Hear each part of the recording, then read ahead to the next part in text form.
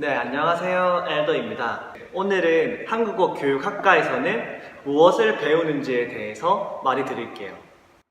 학교마다 개설 과목은 다 다르지만 공통적으로 대략 5가지 영역으로 나눠서 배웁니다.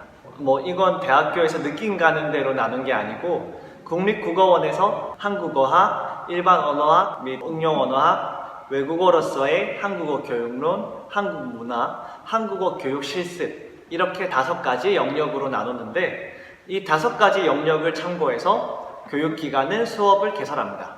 왜냐하면 한국어 교원이 꼭 알아야 할 지식이기도 하지만 무엇보다 교원 자격증 2급을 받기 위해서는 이 5가지 영역별 필수 이수학점을 충족시켜야만 받을 수 있거든요. 그럼 이제 영역별로 하나씩 살펴볼게요. 먼저 한국어학은 창제 원리부터 소리체계 그리고 문법체계 등과 한국어의 다양한 특징과 같은 한국어에 대한 지식을 공부한다고 생각하면 돼요.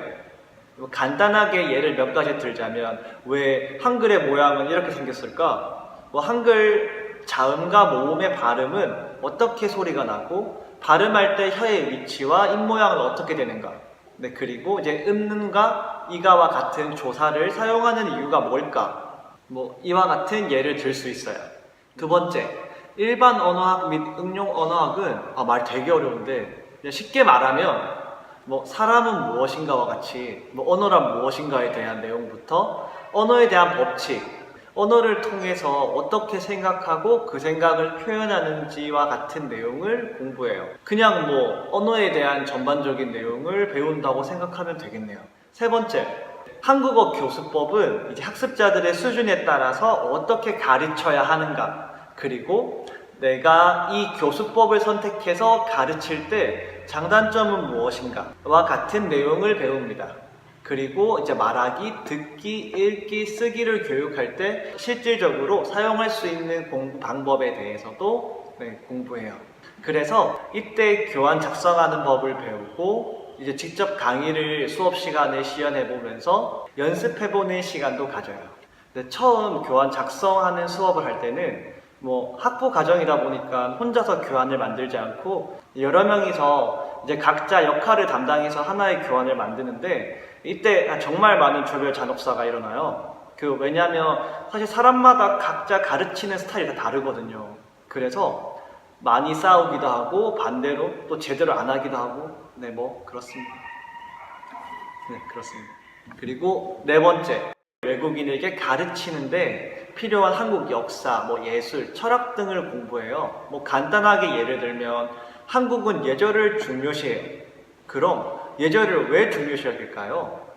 이런 거나 경복궁, 창덕궁은 왜 이렇게 만들었을까요? 이런 내용들? 그리고 한국의 전반적인 역사 공부해요.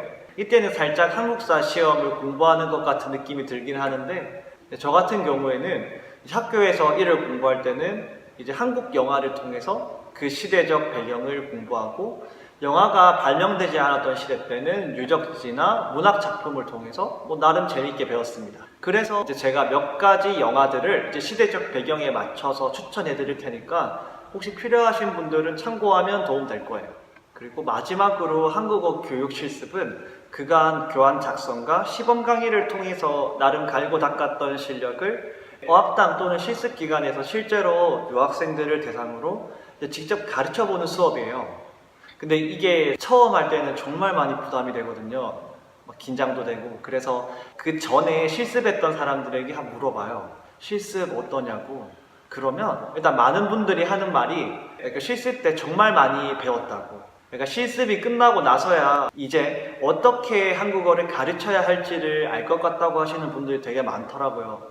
물론 빡세고 힘들기도 하다고. 여튼 이제 이 부분에 관해서는 빡세고 힘든 것도 있지만 많이 배웠다라는 부분에서 저도 정말 많이 공감하는데 그 이유가 제가 실습하기 전까지는 제가 누군가를 가르쳐도 사실 제대로 피드백을 해주시는 분들이 없었어요. 근데 이제 실습 때는 이제 지도 선생님에게 자연스럽게 피드백을 받다 보니까 수업할 때나 교환 작성할 때 제가 가지고 있던 문제점 또는 또 제가 가지고 있던 강점들을 이제 발견하고 알게 돼서 개인적으로 진짜 많이 배웠던 시간이었어요. 다시 본론으로 들어가서 뭐 이제 실습 같은 경우에는 실습하는 기간마다 어떻게 실습을 진행하는가는 다 다르기 때문에 제가 실습할 때 했던 주된 3가지를 말해드릴 테니까 그냥 참고만 해주시면 좋을 것 같아요. 끝으로 맨 처음에 언급했듯이 한국어 교원 자격증을 취득하기 위해서는 각 영역마다 이수해야 하는 점수와 필수 과목이 있어요. 한국어 교육 관련 학과의 모든 수업은 국립국어원에서 제시하고 있는 한국어 교원 자격증 가이드라인에 맞춰서 수업을 개설하긴 했는데 이게 또 학교마다 과목명이 다 다르니까 직접 학과 사무실이나 홈페이지를 통해서 직접 확인하셔서 나중에 불이익 받지 않게 확인하는 게 꼭 중요해요. 네. 실제로 수강 과목과 이제 심사받은 과목명이 불일치할 경우에는 그 필수 이수학점으로 인정이 안 돼서 자격증 발급에 되게 불이익을 받을 수 있거든요. 그래서 꼭 확인하는 게 중요합니다. 네, 그럼 이상으로 한국어 교육학과에서는 무엇을 공부하는지 그냥 간단하게 알아보는 시간을 가졌습니다. 그러면 안녕.